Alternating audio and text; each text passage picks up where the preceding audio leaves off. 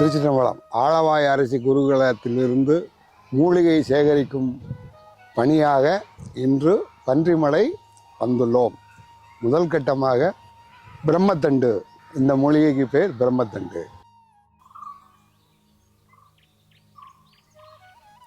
அனைவருக்கும் வணக்கம். ஆலவாய் அரசி குருகுலிருந்து லோகேஸ்வரன். இன்னைக்கு நம்ம கூட ஐயா வைத்தியர் ஜெயகோபால் ஐயா நம்ம கூட இருக்காங்க. ஐயா வணக்கம். வணக்கம் ஐயா. ஐயா, இன்னைக்கு ஒரு மூலிகையை பத்தி ஒரு வீடியோ சொல்லியிருந்தீங்க. அது மிகவும் நல்லா இருந்துச்சு. அந்த வீடியோவை பத்தி கொஞ்சம் தெளிவா மக்களுக்கு புரியும்படி கொஞ்சம் சொல்லுங்க ஐயா.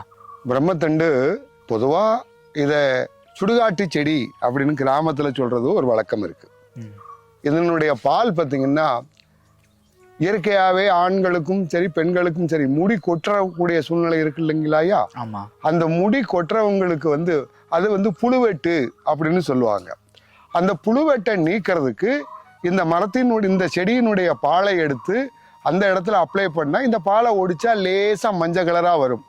ஆரம்பத்துல தெரியும் போது வெள்ளையா தெரியும், இளம் மஞ்சள் நிறத்துல வரும். அந்த பாலை தடவும் போது அங்க இருக்கிற அந்த இடத்துல மீண்டும் ரோமம் வளருவதற்கு ஒரு வாய்ப்பு இருக்கு. இதே மருந்தை இடிச்சு சாரெடுத்து இதோட கந்தகத்தை சேர்த்தா இன்னைக்கு இந்த பேரலிசம் என்று சொல்லக்கூடிய பக்கவாதம் இருக்கு இல்லைங்களா? அந்த பக்கவாத நோயை முற்றிலும் குணப்படுத்தக்கூடிய தன்மை இந்த மருந்திற்கு உண்டு, இந்த பிரம்மதண்டிற்கு உண்டு. இது அதற்கு மாத்திரம் பயன்படுத்துவதில்லை. இதனுடைய சாம்பலும் இதனுடைய விதைகளும் சாதாரணமா புழு வயிற்றுல இருக்கிற புழுக்களை வெளியேற்றுவதற்கும் இதனுடைய விதை ரொம்ப பயன்படும். இதுல பெருங்கடுகு மாதிரி சைஸ்ல இருக்கும், கடுகு சைஸ்ல இருக்கும். ஆனா இதனுடைய விதை பாத்தீங்கன்னா கொஞ்சம் பெருசா இருக்கும். இது லிங்கத்தை கட்டக்கூடிய தன்மையும் உடையது. கட்டு மருந்துக்கு அது பாசான சரக்குகளை சில மருந்துகளை கட்டி உரசி போட்டாலே போதுமானது.